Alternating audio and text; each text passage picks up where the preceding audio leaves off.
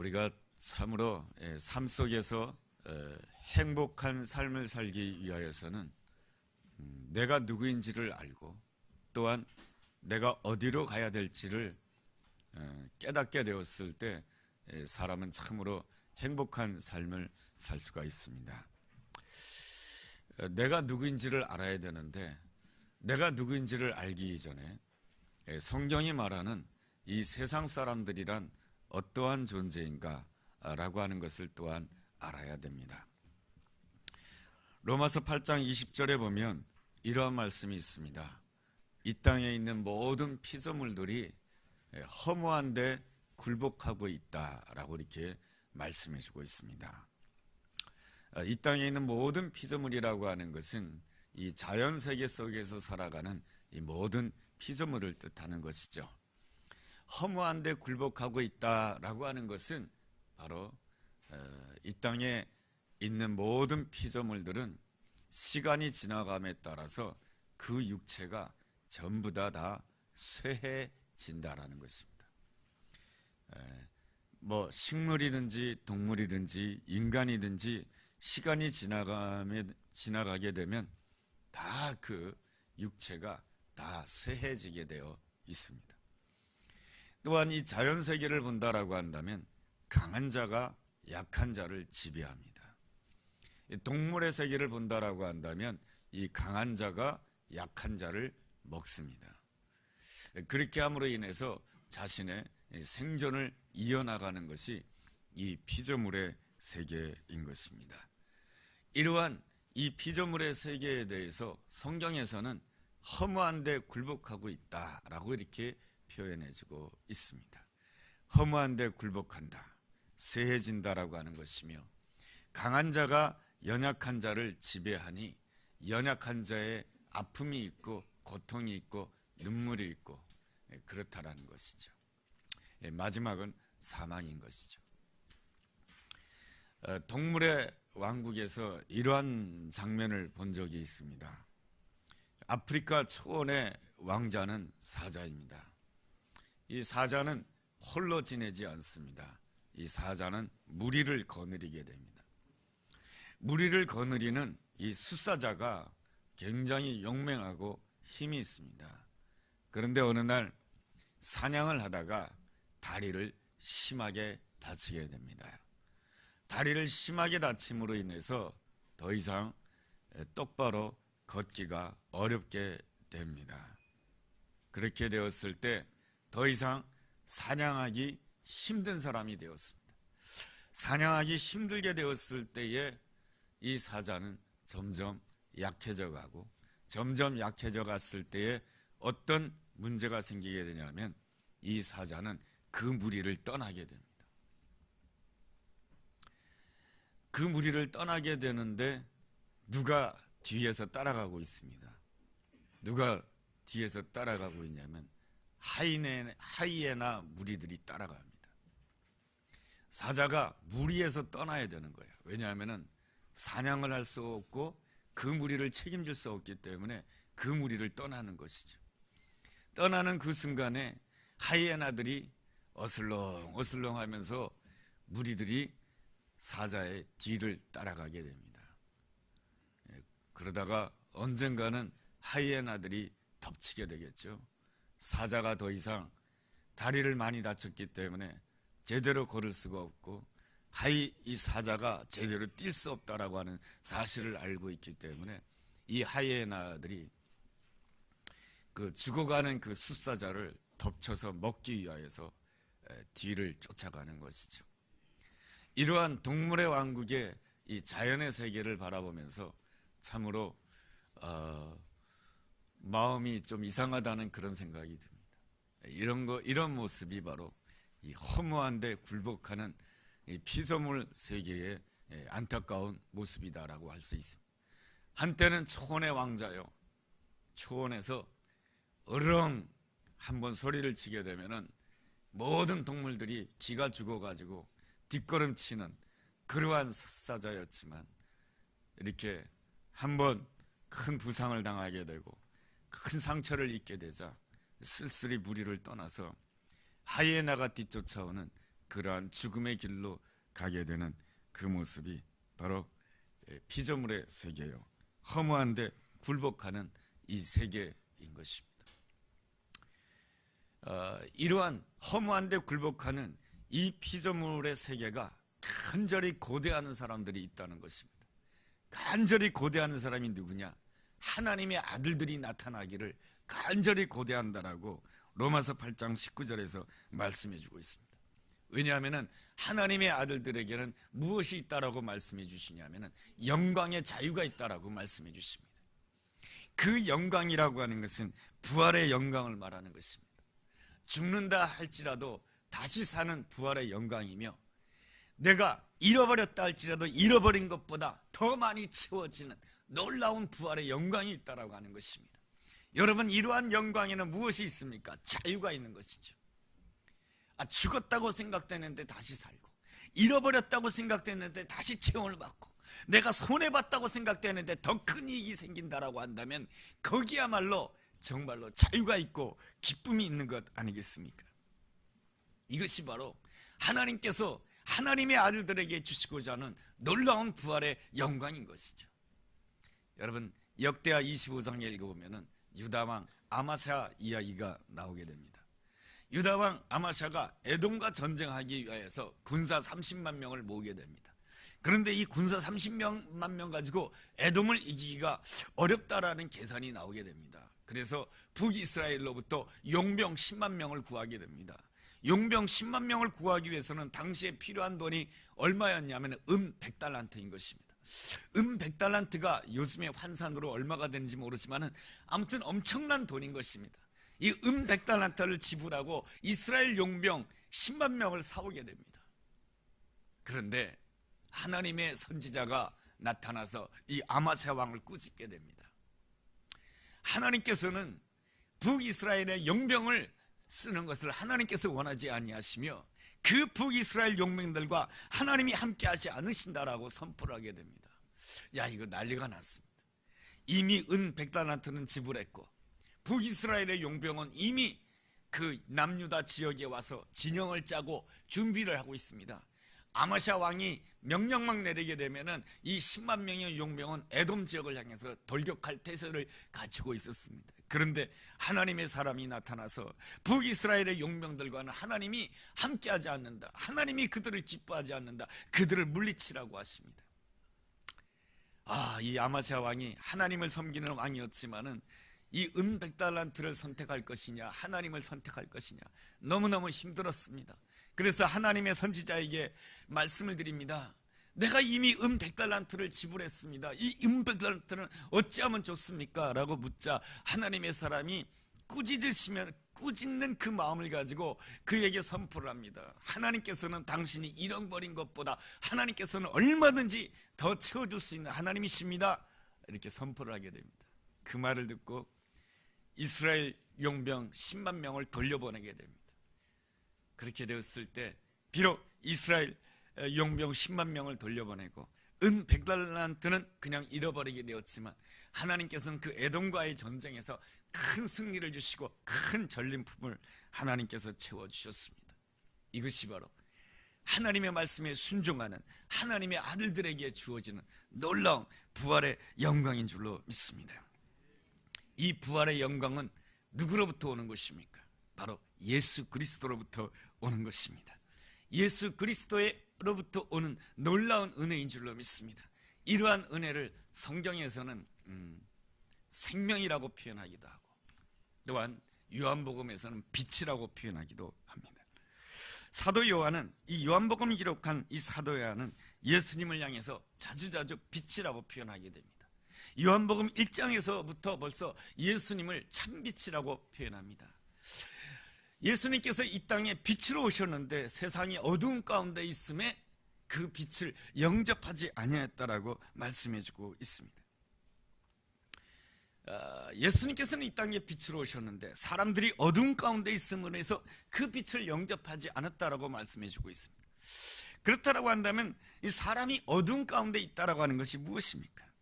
그것은 바로 내가 어두운 가운데 있다라고 하는 것은 내가 누구인지도 모르면서 또 내가 어디로 가야 될지도 모르면서 내가 누구인지 알고 있다고 생각하고 내가 어디로 가야 될지를 알고 있다고 생각하는 사람이 바로 어둠 가운데 있는 사람입니다.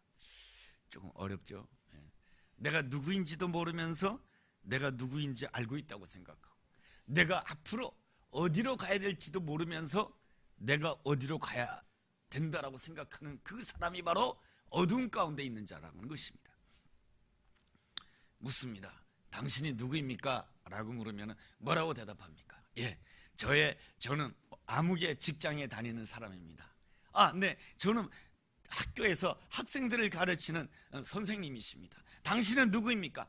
저는 전업주부입니다. 당신은 누구입니까? 저는 학교 다니는 학생입니다. 당신은 어디로 가고 있습니까? 네, 저는 직장에서 좀 더 높은 지위에 올라가기 위해서 열심히 달려가고 있습니다. 당신은 누구입니까? 당신은 어디로 가고 있습니까? 저는 좀 더 좋은 대학에 들어가기 위해서 열심히 공부하고 있는 학생입니다. 당신은 누구입니까? 내가 돈을 좀 더 많이 벌기 위해서 애쓰고 있는 사업가입니다.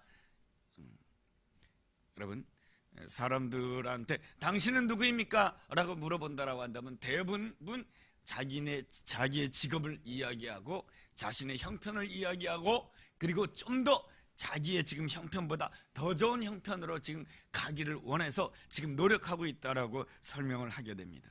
그렇게 생각하고 있는 동안은 내가 어둠 가운데 있다라고 하는 것을 알지 못한다라고 하는 것입니다.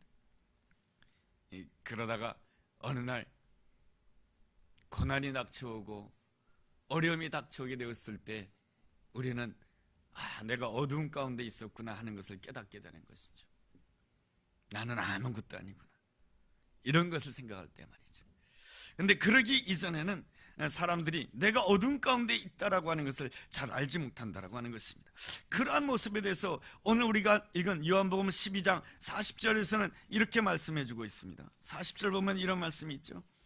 그들의 눈을 멀게 하시고 그들의 마음을 완고하게 하셨으니 이는 그들로 하여금 눈으로 보고 마음으로 깨닫고 돌이켜 내게 고침을 받지 못하게 하려 함이라. 이것은 바로 사도 요한이 이사야서에 나와 있는 6장에 있는 말씀을 인용한 말씀입니다. 이 이스라엘 백성들은 눈이 멀고 그들의 마음이 완고했기 때문에 눈으로 보지도 못하고 마음으로 깨닫지도 못했기 때문에 하나님께로부터 치유함 받지 못하고 하나님께로부터 고침받지 못하고 하나님께로부터 회복을 받지 못한다라고 말씀해주고 있습니다. 여러분, 그들이 그러한 모습을 가진 이유가 무엇입니까? 그것은 바로 37절에 나와 있습니다. 여러분, 요한복음 12장 31절에 보면 이런 말씀이 있습니다. 이렇게 많은 표적을 그들 앞에서 행하셨으나 그를 믿지 아니하니. 바로 주님께서 이 땅에 오셔서 많은 표적을 행하였지만은 그들이 믿지 않았다라고 말씀해 주고 있습니다. 예수님께서 하나님의 아들이 이 땅에 오셨다라고 하는 것은 놀라운 일인 것입니다. 뿐만 아니라 하나님의 아들이 이 땅에 오셔서 놀라운 기적과 표적을 행하셨다라고 하는 것은 놀라운 일인 것입니다. 그렇지만 그들은 예수님을 믿지 않았다라고 말씀해 주고 있습니다. 여러분, 요한복음 12장 이 앞부분에 보면 어떤 사건이 나오냐면은 예수님께서 예루살렘 성에 입성하시는 사건이 나오게 됩니다. 예수님께서 예루살렘 성에 입성하게 되었을 때 수많은 사람들이 나와서 종려나무 가지를 흔들면서 호산나 호산나 노래하면서 저분은 바로 우리를 구원할 이스라엘 왕이로다 라고 하면서 열심히 호산나 하면서 이스라엘 왕이시라고 표현을 하며 예수님을 찬양하며 예수님을 노래합니다. 그렇지만 오늘 우리가 읽은 요한복음 12장 37절에 보면은 그들은 예수님을 믿지 않았다라고 말씀해 주고 있습니다. 예수님을 믿지 않았다라고 하는 것이 무엇입니까? 바로 예수님을 믿되 예수님을 향해서 저분은 우리의 이스라엘 왕입니다, 호산나 호산나 노래했지만은 저들은 전부 다 자기의 원하는 것을 섬기고 전부 다 저들은 자기의 우상을 섬기고 다 자기 욕심을 섬겼다라고 하는 것입니다. 그렇게 예루살렘 성에 입성하는 그 예수님을 향해서 종려나무 가지를 흔들며 호산나 호산나 외치는 그들이 한순간에 변해서 일주일이 가지 않아서 그들의 마음이 변하셔서 예수님을 향해서 뭐라고 외치냐면은 저를 십자가에 못 박으라고 하면서 외치는 자들이 된다라고 하는 것입니다. 그 이유가 무엇입니까? 저들은 예수님을 믿은 것이 아니고 자기의 욕심을 섬겼다라고 하는 것입니다. 그래서 그들이 믿지 않았다라고 하는 것이죠. 그렇기 때문에 그들은 눈이 멀고 마음이 완고함으로 인해서 예수 그리스도를 온전히 바라보지 못했다라고 하는 것입니다. 주님께서 이 땅에 오셔서 기적을 베푸신 이유가 무엇이겠습니까? 그리고 예수님께서 이 땅에 오셔서 말씀을 선포하시고 예수님께서 이 땅에 오셔서 그 십자가 지는 그 고난까지 감당하신 이유가 무엇입니까? 그것은 바로 이 땅에 하나님의 나라를 선포하기 위한 것입니다. 하나님의 다스림을 선포하기 위한 것입니다. 하나님께서는 온 땅과 온 하늘을 다스리시는 하나님이십니다. 그런데 하나님께서는 인간을 창조하신 다음에 하나님께서는 그 이 땅에 대한 다스림을 인간에게 주셨습니다. 여러분 그 내용이 시편 116편 15절에 나옵니다. 하늘은 본래 여호와 하나님의 하늘일지라도 이 땅은 인간에게 주셨다라고 말씀해 주고 있습니다. 그 증거가 바로 창세기 1장 28절 말씀입니다. 창세기 1장 28절에 어떤 말씀이 나옵니까? 생육하고 번성하고 충만하고 정복하고 다스리라고 하는 놀라운 이 축복의 메시지를 주십니다. 이것은 무엇이냐면 하나님께서 이 땅을 아름답게 창조하신 다음에 이 땅에 대한 다스림을 인간에게 주신 것입니다. 그러니 너희들이 이 땅에서 생육하고 번성하고 충만함으로 인해서 이 땅을 정복하고 이 땅을 다스리라고 하는 것이 하나님께서 이 아담과 하와에게 주신 놀라운 이 다스림의 축복인 것입니다. 그런데 하나님이 주신 이 놀라운 다스림의 권세를 축복을 받았는데 인간이 교만함으로 인하여서 하나님이 금하신 하나님이 하지 말라고 말씀하신 그 선악을 알게 하는 나무의 열매를 먹게 됩니다.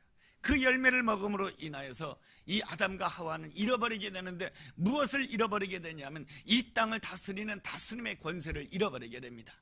누구에게 잃어버리게 됩니까? 바로 사단에게 잃어버리게 됩니다. 그래서 이 땅에 대한 모든 다스림의 권세는 사단에게 주어지게 됩니다. 그래서 사단은 자기에게 이 다스림의 권세가 있다라고 하는 것을 알게 됩니다. 그래서 누가복음 4장을 읽어본다라고 한다면 예수님께서 광야에서 시험을 받으실 때에 이 사단이 예수님을 향해서 이렇게 말을 하게 됩니다. 나에게는 이 세상을 다스리는 모든 권세가 있다. 네가 나에게 한 번만 절한다라고 한다면 내가 이 세상을 다스리는 모든 권세를 내가 너에게 주겠다라고 말합니다. 여러분, 사단이 가지고 있는 이 다스림의 권세가 무엇입니까? 죽음을 가지고 이 땅을 다스리는 것입니다. 그래서 이 세상에 있는 모든 사람들은 죽음 앞에서 두려워합니다. 그리고 이 죽음 안에는 무엇이 포함되어 있습니까? 잃어버리는 것이 포함되어 있습니다. 손해보는 것이 포함되어 있습니다.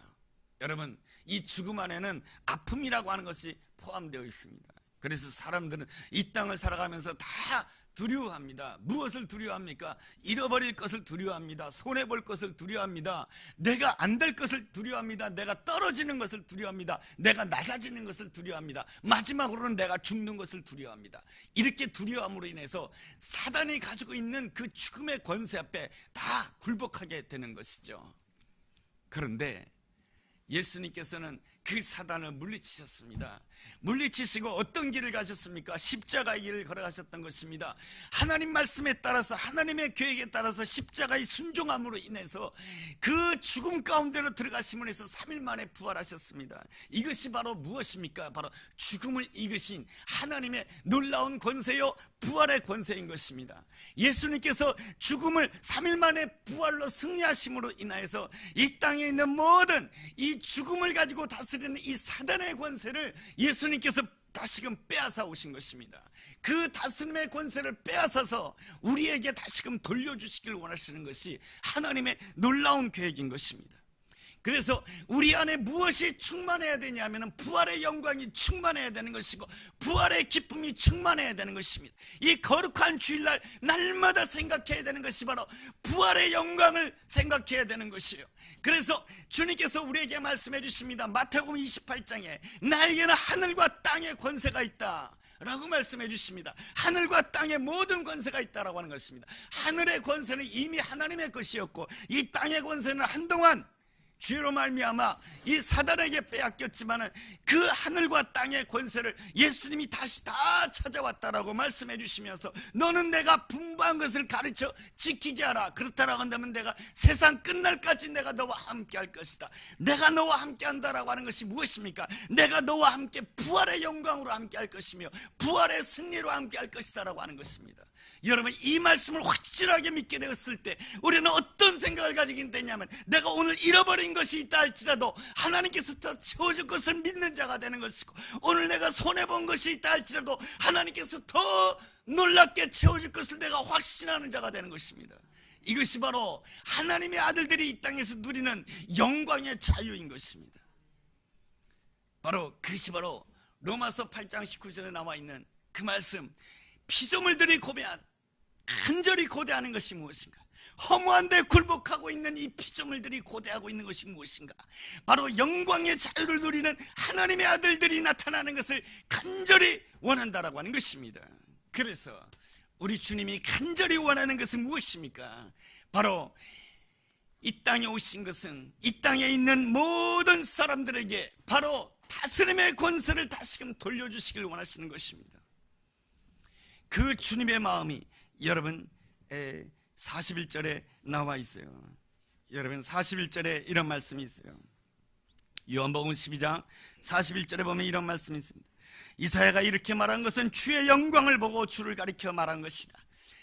이사야가 이렇게 말한 것은 주님의 영광을 보았기 때문에 이렇게 말하는 것이다 라고 하는 것입니다. 바로 40절에 이 이스라엘 백성들의 눈을 멀고 그들의 마음이 완고하고, 그래서 하나님의 영광을 눈으로 보지 못하고 하나님의 영광을 깨닫지 못하고, 그렇게 함으로 해서 그들이 고침을 받지 못하고 치유를 받지 못하고 회복받지 못하는데, 그렇다고 한다면 하나님 보시기에 어떤 생각이 들겠습니까? 이렇게 어리석은 자들이 있는가? 이렇게 하나님의 계획을 모르는 자가 있는가? 이렇게 하나님의 은혜를 모르는 자가 있는가? 내가 어떻게 너희들과 함께 할 수 있느냐? 어떻게 내가 너희들을 향해서 내가 너희의 하나님이 되고 너희들은 내 백성이 될 수 있겠는가? 라고 생각할 수가 있겠으나, 우리가 섬기는 하나님은 사랑이신 하나님이시다라는 것입니다.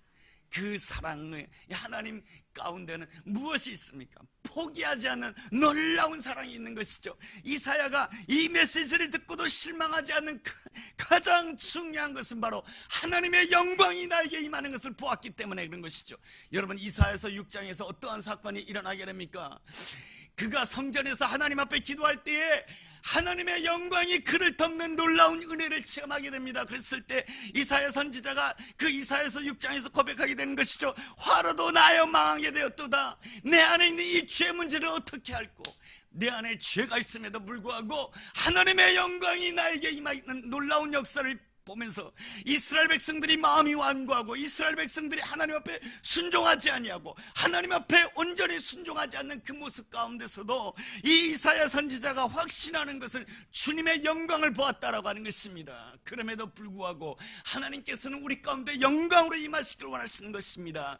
하나님께서 우리 가운데 어떻게 영광으로 임하시길 원하시는가? 우리가 죄 때문에 죽어야 되고 죄 때문에 두려워하고 그 두려움 가운데 절망과 사망에 임해야 되는데, 예수님께서 대신 십자가에 죽으심으로 말미암아 부활의 영광으로 나아가심으로 해서 나처럼 너희들에게도 부활의 영광이 임할 것이다라고 하는 그것이 바로 하나님께서 우리에게 보여주신 놀라운 주님의 영광이며 부활의 영광인 줄로 믿습니다. 그러나 이 사람들의 문제점이 무엇입니까? 여러분, 43절이 사람들의 문제점이에요. 그들은 사람의 영광을 하나님의 영광보다 더 사랑하였더라.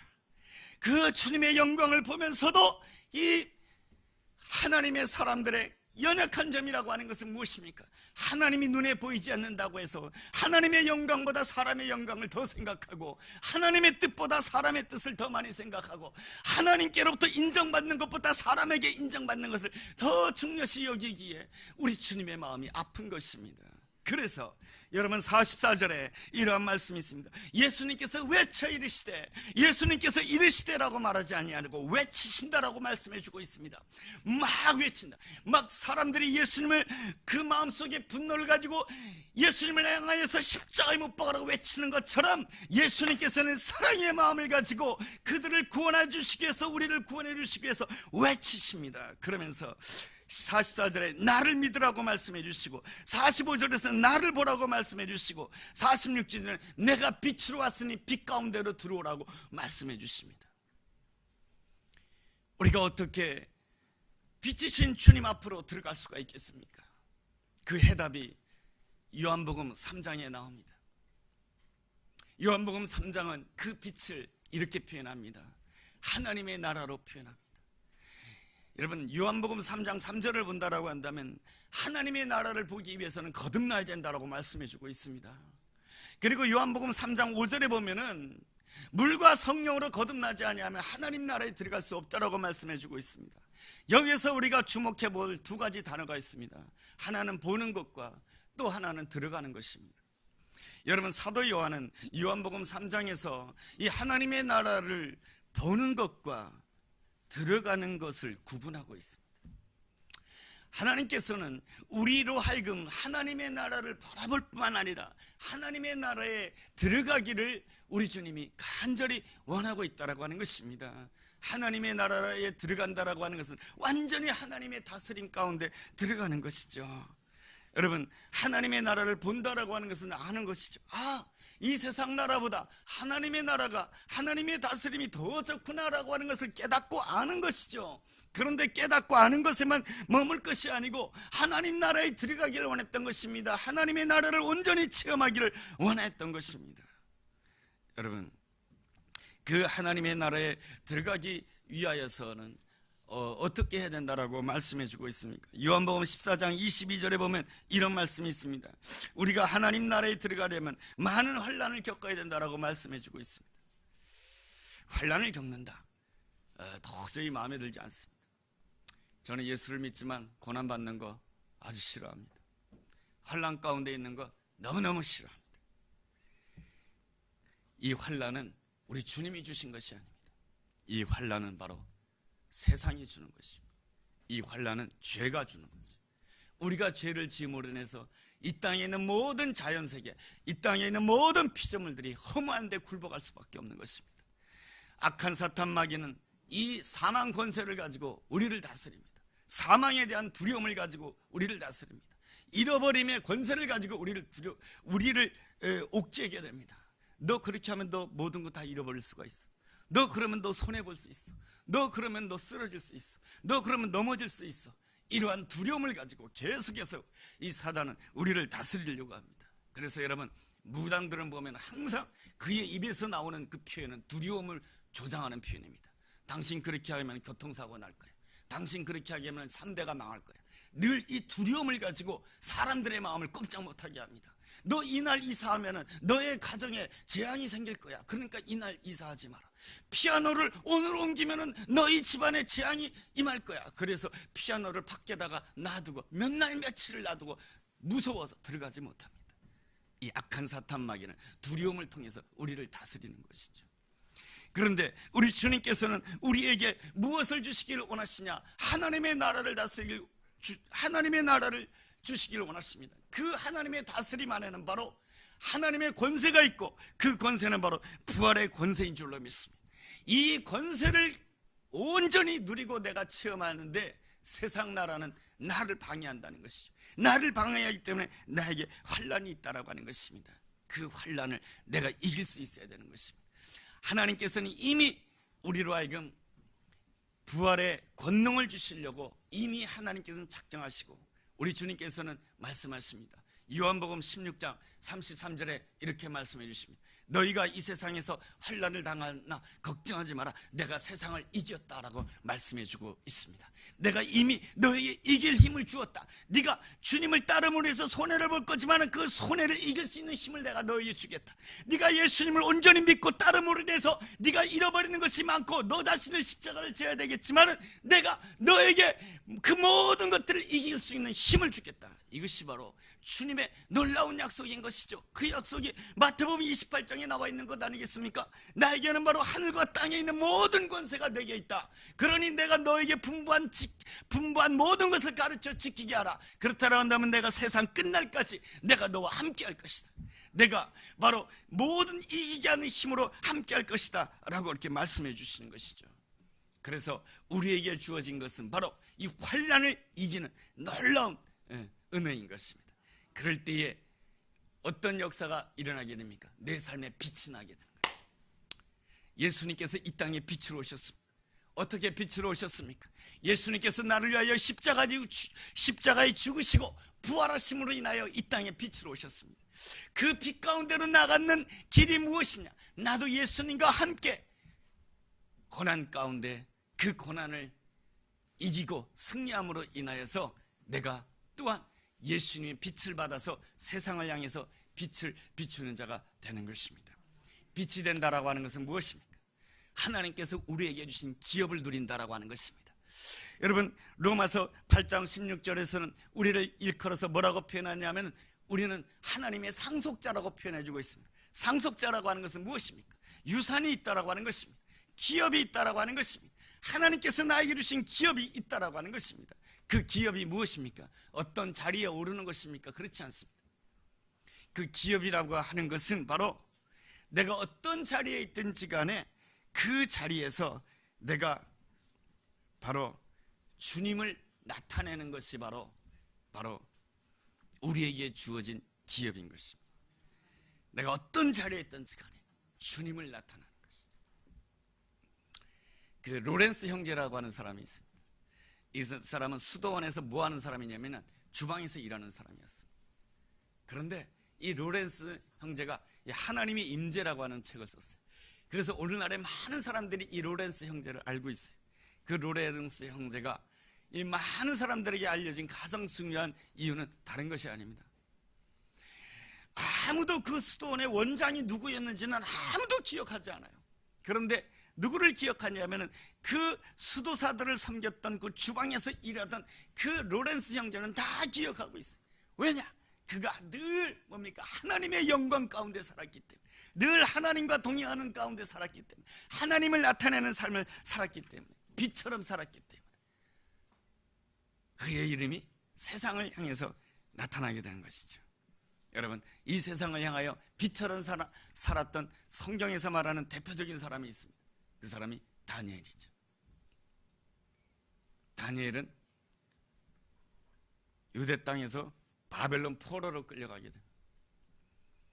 부모를 잃어버리고 가정을 잃어버리고 모든 것을 다 잃어버렸습니다.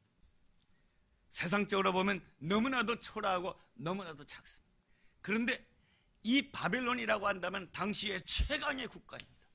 그런데 바벨론이 최강의 국가요, 최고의 학문을 자랑하는 나라가 바벨론이요, 당시에. 그런데 이 바벨론에 있는 모든 사람들이 다니엘에게 묻고 싶어 합니다. 내가 어떻게 살아야 되는지 묻고 싶어 합니다. 내가 이럴 때 어떻게 해야 되느냐고 다니엘에게 묻고 싶어 합니다. 그 땅을 엄청나게 점령했던 이 느부갓네살조차도 이 다니엘에게 묻고 싶어 합니다. 내가 어떻게 살아야 되냐고. 내가 어젯밤에 꿈을 꾸었는데 이 꿈의 의미가 뭐냐고. 내가 이 나라를 어떻게 다스려야 되냐고 묻고 싶어 합니다. 이 느부갓네살뿐만 아니라 이 파사의 다리오 왕조차도 이 다니엘에게 묻고 싶어 합니다. 내가 어떻게 살아야 되냐고. 그 이유가 뭔지 아십니까? 이 다니엘이 바로 예수 그리스도와 함께 고난에 참여함으로 인해서 부활의 영광 가운데 참여했기 때문에 그런 거예요. 이 고난 가운데서 부활의 영광 가운데로 나간 놀라운 체험이 있기 때문에 그런 것입니다. 이것이 바로 이 다니엘에게 주어진 놀라운 부활의 영광인 것입니다. 주님께서는 우리로 하여금 하나님의 나라를 바라볼 뿐만 아니라 하나님 나라에 들어가기를 원하신다라고 말씀해 주고 있습니다. 어떻게 들어갈 수가 있느냐? 물과 성령으로 거듭나야 된다. 성령님의 도우심이 있게 되었을 때 우리 앞에 있는 이 환난 가운데서 무엇을 경험하는 자가 되느냐? 부활의 영광을 경험하는 자가 된다라고 하는 것입니다. 이 다니엘이 사자굴 속에 들어갔지만 사람들의 시기와 질투를 받아서 사자굴 속에 들어갔지만 그 환난 가운데서 하나님께서 그 사자의 입을 봉해주시는 부활의 영광을 체험함으로 인해서 그 페르시아에 있는 모든 나라 사람들이 이 다니엘을 만나고 싶어하고 다니엘에게 묻고 싶어하고 내가 어떻게 살아야 되느냐고. 내가 그런 사람이 되면 얼마나 좋겠습니까? 그죠? 그러면 내 육체가 쇠해져도 아무 문제가 없어요. 내 육체가 쇠해지고 내가 할아버지가 되고 내가 할머니가 된다 할지라도 부활의 영광을 체험한 자들에게는 모두가 묻고 싶은 거예요. 이웃이 묻고 싶어하고 자녀들이 묻고 싶어하는 거예요. 내가 이렇게 곤란 가운데 있는데 내가 어떻게 살아야 되냐고 묻고 싶어하는 거예요. 할아버지한테 묻고 싶어하는 거예요. 할머니한테 묻고 싶어하는 거예요. 내가 어떻게 살아야지? 어떻게 살아야 하나님을 기쁘시게 할 수가 있고 어떻게 살아야 하나님이 기뻐하는 길로 갈 수 있는지 묻고 싶어하는 거예요. 이것이 무엇이냐? 바로 빛을 받은 자가 이 세상을 향해서 빛을 비춰주는 영광의 사람이요 하나님의 아들들의 사람이요, 이것이 바로 피조물들이 정말로 고대하는, 허무한 데 굴복할 수밖에 없는 피조물들이 고대하는 하나님의 아들들의 모습이며 영광의 자유를 누리는 그 하나님의 아들들의 모습이다라고 하는 것입니다. 이 모습이 바로 요셉에게도 나타나죠. 요셉은 많은 것을 잃어버린 참 연약한 존재예요. 가족을 잃어버렸고 신분이 노예로 다 추락했어요. 그런데도 애굽 땅이 당시에는 최고의 학문을 가지고 있어 최고의 힘을 가지고 있었는데 거기에 있는 보디발 장군도 이 요셉을 귀하게 여겼고 감옥 안에 들어갔을 때는 감옥 안에 있는 모든 사람들도 이 요셉에게 묻고 싶어, 내 인생을 어떻게 살아야 될지 묻고 싶어 한 거예요. 누군 그 죄수들만 묻고 싶어 하는 것이 아니고 애굽에서 최고의 권력을 가지고 있었던 애굽의 바로왕까지도 이 감옥에 갇혀있는 이 요셉을 불러서 묻고 싶은 거예요. 내가 어떻게 살아야 되느냐고, 내가 이 땅을 어떻게 다스려야 되냐고, 내가 이 애굽을 어떻게 다스려야, 이 큰 나라를 다스려야 되는데 어떻게 다스려야 되냐고 묻고 싶은 거예요. 누구까지 묻는 자가 됩니까? 요셉을 팔았던 그 형제들까지 그 요셉에게 머리를 주하면서 묻고 싶은 거예요. 내가 어떻게 살아야 되느냐고, 내가 지난날에 당신을 팔았는데 이제 내가 어떻게 살아야 되냐고 묻고 싶은 거예요. 이 요셉에게는 대답할 말이 있는 거예요. 어떻게 대답할 말이 있습니까? 그가 예수 그리스도와 함께 고난에 참여함으로 인해서 예수 그리스도와 함께 부활의 영광에 참여한 놀라운 하나님 나라에 들어간 놀라운 신앙을 가지고 있기 때문에 그런 거예요. 우리는 우리 삶에 왜 나에게 고난이 있을까? 왜 나에게 아픔이 있을까? 그것 때문에 우리가 고민하고 염려하지만 우리 주님께서 그 모든 것들을 허락하신 가장 중요한 이유가 무엇입니까? 로마서 8장에 보면 이런 말씀이 있어요. 우리가 그리스도와 함께 부활의 영광에 참여하기 위해서는 그리스도와 함께 고난에 참여해야 된다고 말씀해 주고 있습니다. 그것은 우리 주님께서 우리에게 고난을 일부러 주시려고 한 것이 아니에요. 이 세상의 삶 자체가 고난이다라고 하는 것입니다. 그런데 주님께서 이미 그 고난을 이길 힘을 다 주셨다라고 하는 것입니다. 에? 나에게는 하늘과 땅의 모든 권세가 있다. 이게 뭡니까? 내가 너에게 그 모든 권세를 가지고 내가 너와 함께 할 것이다. 하늘의 권세, 땅의 권세, 그 모든 걸 가지고 내가 너와 함께 할 것이다. 그러니 너는 충분히 이길 수 있다. 우리 예수님께서 제자들을 향해서 오병이어로 수천 명을 먹이신 다음에 제자들을 향해서 말씀하십니다. 바다 저편으로 건너가라. 우리 주님께서 저편으로 건너가라고 했을 때는 주님께서 이 제자들로 하여금 바다를 건너가다가 바다에서 죽으라고 말씀하신 것이 아닌 것입니다. 바다를 건너서 하나님께서 예비해 놓으신 저편으로 건너가라고 하는 것입니다. 당시에 바다라고 하는 것은, 이스라엘 백성들의 바다라고 하는 것은 사단이 지배하는 시대예요. 그러니까 이 바다는 무엇을 상징하냐면 사단이 지배하는 세상을 말하는 거예요. 바다는. 그래서 바다에서 무엇이 나옵니까? 용이 나온다라고 요한계시록에 기록되어 있는 것이죠. 그런데 주님께서는 바다를 건너서 저편으로 가라고 말씀해 주시는 것은 나에게 세상 권세가 있다. 아니, 나에게 하늘과 땅의 모든 권세가 있으니 내가 너희와 세상 끝날까지 함께 할 것이라. 저편으로 능히 건너갈 수 있다. 그러니 제자들은 그것을 믿고 건너가야 했는데 풍랑이 일어나자 모두가 두려워하고 떨게 됩니다. 그랬을 때 예수님께서 바다를 밟으시면서 오시게 됩니다. 그러면서 주님께서 제자들에게 주신 한 말씀이 있습니다. 믿음이 적은 자들아, 왜 너희들에게 믿음이 없느냐? 이미 나에게는 하늘과 땅의 모든 권세가 있는 내가 너와 함께 해주겠다고 했는데 왜 너희는 두려워하고 있느냐? 왜 믿음이 없느냐? 왜 믿음이 없느냐? 믿음이 적은 자들을 우리 주님이 우리에게 원하시는 것이 그것입니다. 그래서 우리는 항상 기억해야 되는 것이 마태복음 28장, 하늘과 땅의 권세가 다 내게 있어. 내가 분부한 것을 지키게 하라. 가르쳐 지키게 하라. 그러면 내가 세상 끝날까지 내가 너희와 함께 해주시겠다고 약속해 주고 있습니다.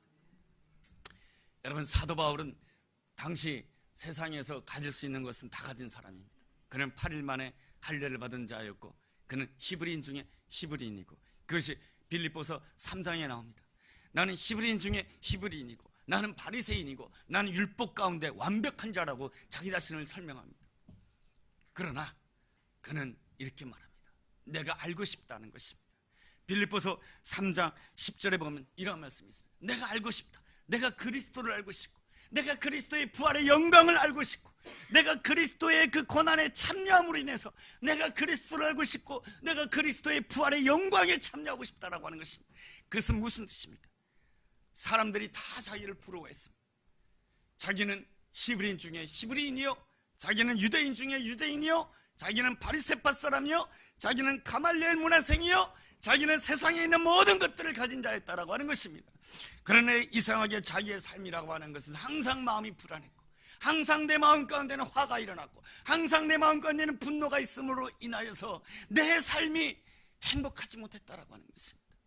오히려 내가 하나님께 영광 돌려야 되는데 하나님의 아들이신 예수 그리스도를 핍박하는 자가 됐다라고 하는 것입니다. 내가 세상의 모든 것을 가졌지만 난 하나님을 대적하는 인생을 살았다라고 하는 것입니다. 나에게는 그것 말고 더 필요한 것이 있다라고 하는 것입니다. 무엇이 더 필요하냐? 내가 그리스도를 아는 것이 필요하고, 내가 그리스도의 부활의 권능을 아는 것이 필요하고, 이 부활의 권능을 알기 위해서 내가 그리스도와 함께 이 고난에 참여함으로 해서 내가 그리스도의 부활의 권능을 알아야 된다라고 하는 것입니다. 그랬을 때 이 사도 바울이 이 빌립보서 4장으로 넘어가게 되면 담대한 고백을 하게 됩니다. 내게 능력 주신 자 안에서 내가 모든 것을 할 수 있느니라. 내가 가난함에 처할 줄도 알고, 내가 부함에 처할 줄도 알고, 높음에 처할 줄도 알고, 낮은 자리에 처할 줄도 알고, 어떠한 형편에 있든지 간에 내게 능력 주신 자 안에서 내가 모든 것을 할 수 있느니라. 이것이 바로 이 사도 바울이 이 부활의 권능을 체험함으로 인해서, 하나님 나라에 들어감으로 인해서 누리게 되는 놀라운 영광의 자유인 것입니다. 이런 사람들을 모든 세상의 피조물들이 고대하고 바라고 있다는 것입니다. 이러한 하나님의 아들들을 다 기다리고 있다라고 하는 것입니다. 내 옆에 있는 사람들이 지금 기다리고 있다라고 하는 것입니다. 허무한데 굴복할 수밖에 없는 인생들이 이러한 하나님의 아들 부활의 영광을 체험한 자를 기대하고 고대하고 사모하고 있다라고 하는 것입니다. 그러한 하나님의 아들들의 그 모습이 바로 세상을 향하여 빛을 비추는 빛된 사람인 것이죠. 너희는 세상의 빛이라. 오늘 우리 삶 가운데 아픔이 있습니다. 남에게 말하기 어려운 고통이 있습니다. 잘 됐습니다. 내가 예수님과 함께 내 이 고난에 참여함으로 해서 내가 예수님께서 십자가에 죽으시고 부활하신 그 부활의 영광을 내가 온전히 체험하는 자가 되기 원합니다. 내가 머리로만 아는 자가 아니고, 지식적으로만 아는 자가 아니고, 내가 하나님 나라 안에 들어가는 자가 되기를 원합니다. 부활의 영광 안으로 들어가는 자, 체험하는 자가 되기를 원합니다. 그래서 항상 나는 어떤 사람이 되는가? 다른 사람들이 나에게 묻고 싶은 사람, 다른 사람들이 나에게 말하고 싶은 사람. 내가 저 사람한테 말하면 뭔가 나에게 향하신 하나님의 뜻을 발견한 것 같고, 내가 저 사람에게 말하게 되면 하나님이 나에게 주신 평안함이 나에게 들어올 것 같아요. 이런 사람이 되는 것이 하나님이 우리를 선택하신 이유이고, 하나님이 우리를 부르신 이유인 것입니다.